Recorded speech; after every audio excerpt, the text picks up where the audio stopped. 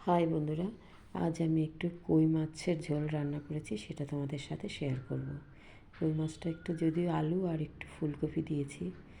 আমার ছেলেমেয়েরা সবজি খেতে চায় না, সেজন্য খাওয়াবার একটা উপায় বার করি। মাছটাকে একটু ভেজে নিলাম। মাছটা কিন্তু আমি খুব কম ভাজবো, বেশি ভাজলে কই মাছ কিন্তু শক্ত হয়ে যায়। তাই আমি বলবো বন্ধুরা, একটু কই মাছ হলে না কম ভেজে রান্না করবে, দেখবে খেতে ভীষণ ভালো লাগবে। আমি জিরে আর তেজপাতা ফোড়ন দিলাম।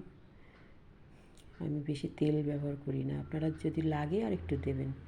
একই সঙ্গে আলু আর ফুলকপি দিয়ে দিয়েছি, কেননা বেশি তেল আমি ইউজ করতে চাই না রান্নার ক্ষেত্রে। আপনারাও করবেন না, যদি পারেন তো খুবই ভালো। এরপর আমি একটু হলুদ গুঁড়ো দিয়ে দিলাম, তারপর পরিমাণ মতো লবণ দিয়ে একটু লঙ্কা বাটা। আমি সাধারণত বাটা মশলা ব্যবহার করি, আপনারা যেটা পারবেন সেটাই করবেন, তাতে কোনো অসুবিধা নেই।